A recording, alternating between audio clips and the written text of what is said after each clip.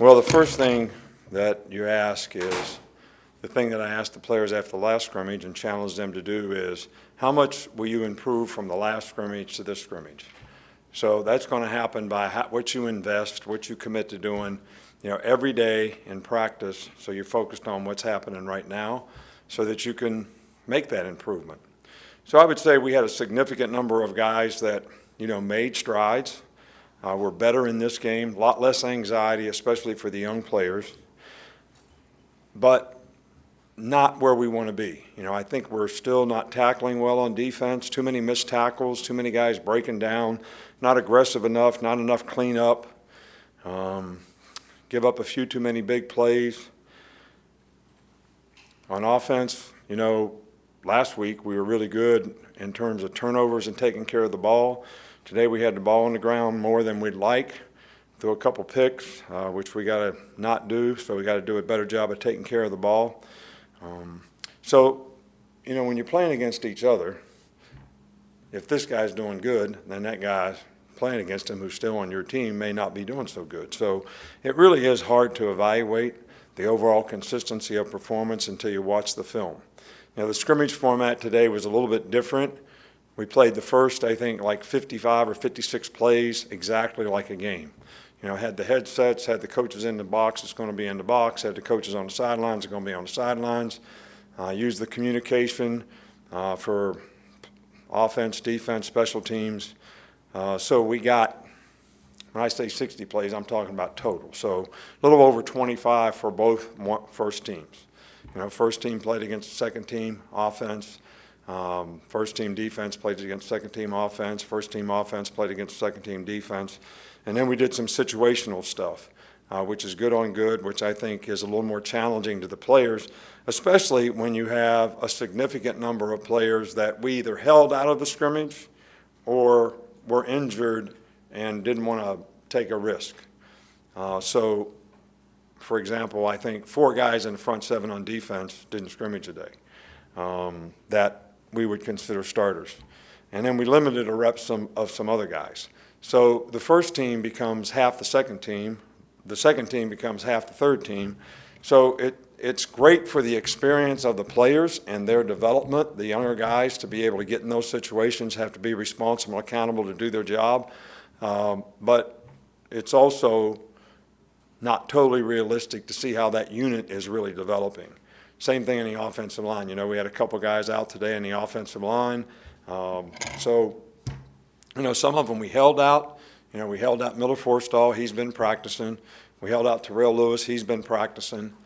We started a freshman linebacker out there today in Josh McMillan's place. So it's a work in progress. So our focus is still on improvement. We still have several practices where we can make improvement before we start preparation on the Duke game, the first game of the year, which is really important. So the schedule is we're giving the players tomorrow off completely, and then we will practice Monday night, and then we'll be back on one-a-days with, school starting on Wednesday. We're just one practice every afternoon, and we won't be able to flip the schedule around so we can practice some at night and try to stay out of the heat. Jerome Ford is probably the only guy that got any kind of injury today that I would say he may be out for a week. He got an ankle sprain. We don't think it's all that bad, but Doc thinks it'll be a week. Did an MRI on it and thinks he's okay. We think DJ Dale will be back to practice. He's already practiced some. We didn't let him scrimmage today. LeBrian Ray has already practiced. We didn't let him scrimmage today. Miller Forstall has been practicing. We didn't let him scrimmage today. So, Matt Womack has been practicing. We didn't let him scrimmage today. So we just, trying to get our team, sort of healthy. I think now with school starting, maybe we'll be able to get some of these guys back. And I think everybody's got to use this time we have off tomorrow and pretty light on Monday to be able to get some recovery going for themselves. There's injury concerns in preseason for NFL with preseason games, and there have been injuries here in the past with scrimmages. Do you change the format of anything with scrimmages to avoid exposures like that for injuries? I don't understand your question. Like, do you limit any of the reps? Do you Well, limit I just scrimmage? told you half a dozen guys we didn't scrimmage today. We limited other guys' reps. Yes, we do. But the question to me is they practice a lot less in the NFL than they used to, and they have just as many or more injuries. So how relative is all that? And if you're going to play football, you need to practice football a certain way so that you don't get injured. And player safety is the number one thing that we're always concerned about in terms of the way we practice, the things that we do with our players. That's number one. And I don't think football is a dangerous game, but you have to do it correctly. You have to play safely. You got to keep your face up. You can't put your head down. That's going to enhance, head injuries. Wearing the right kind of shoes can help foot and ankle injuries. Getting the proper rest. I mean, there's a 7-year study in the NFL on guys that sleep 8 hours during the season have a 30% less chance of getting injured than guys that don't. So pretty significant, some of these things, in terms of how people need to take care of themselves so that they can stay on the field and avoid injury. Coach, about the quarterbacks, how did Tua perform today? And then behind him, is there starting to be separation? You mentioned Mac last week, and is there continuing to be separation between Mac and other guys at that position? Well, Mac is way ahead of the other guys. I mean, he's been here in the program for a couple of years. He knows the offense. He's really smart. He makes good decisions for the most part. The big thing we've been trying to get him to do is, when he doesn't make a good play, don't hang on to it. Go to the next play. And he's done a much better job of that. And he's been very productive in both scrimmages that we've had. I mean, he really has. So he got some opportunities with the first team today. We gave him some opportunities last week with the first team. We're happy with Tua's performance to this point. And, I think offensively we're good. We got more guys that have more experience. And the only position that we don't have a lot of experience as is really tight end. Every other position that you point to, there's guys that have a significant amount of playing time, whether they were starters or not. And we have a little bit more age, a little bit more maturity. Defense, we got a lot more younger guys that have to grow up and learn how to play and, understand that we have 10 guys do what they're supposed to do. One guy doesn't, the other team makes a play. Somebody doesn't get covered, somebody's not in the right gap, whatever it is. So if you're going to play together on defense, team defense is really important to being successful. And I think that we like these guys, and I think they're going to develop and be able to contribute to our team, and I think it's going to be really important to the success of our team that they do that. On the right with Charlie. You said that you started a freshman at inside backer today. What did you say of him and the other young guys at that position? He did a good job. I like to watch the film. He's a football player. It's important to him. He runs and hits people. Is he where he needs to be in terms of what to do, how to do it, why it's important to do it that way? But when we've had guys like this in the past, whether it was C.J. Mosley playing, was a freshman, Hightower playing, was a freshman, Rolando McClain playing, was a freshman, we just put them in there and play them. And they got to get some on-the-job training.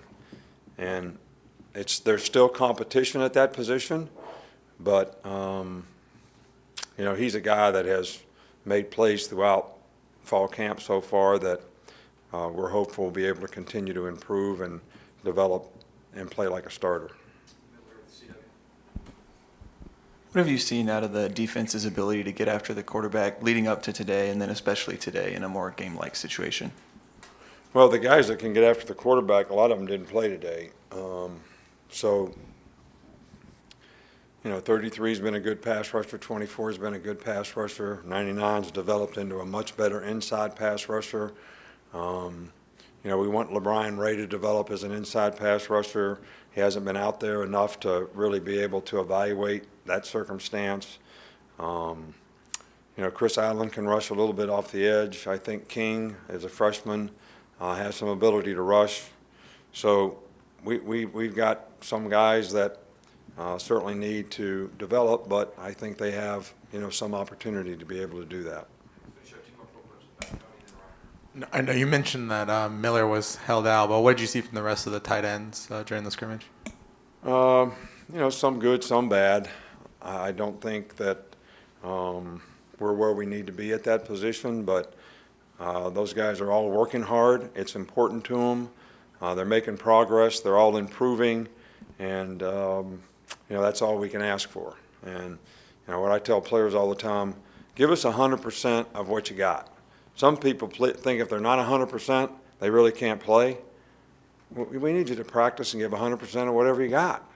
I mean, that's how you get better. I mean, there's nobody that's 100% right now. We practiced how many practices in the last whatever, and it's been 97 degrees every day. I mean, who's 100%? We hit more than we probably hit all the rest of the year in terms of days, in a row in terms of how you practice, and we try to, change that up as much as we can. So who's 100%? Nobody's 100%. You got to learn how to give 100% of whatever it is you got. Finish up Ryan. How much more comfortable is Tua with playing from under center this year, and how much do you think that could enhance your execution in the red zone? I don't know. I think, when he's under center, he's got a lot better chance of getting the ball off in 2.5 seconds. So that's one of the things that I'm really impressed with.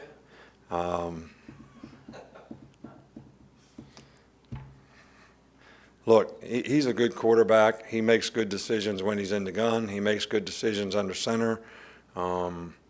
I think having a combination of those two things is probably a good thing. I think we have a little more diversity in the passing game than we had in the past, which is probably a good thing. And I certainly think we have more ways to utilize the skilled players that we have, which is probably a good thing. And I think he's very comfortable with what he's doing right now, whether it's under center or in the gun. I think the key to the drill in the red zone is you got to be able to run the ball. If you can't run the ball in the red area when the field shrinks, it gets really hard to throw it down there. The windows get small.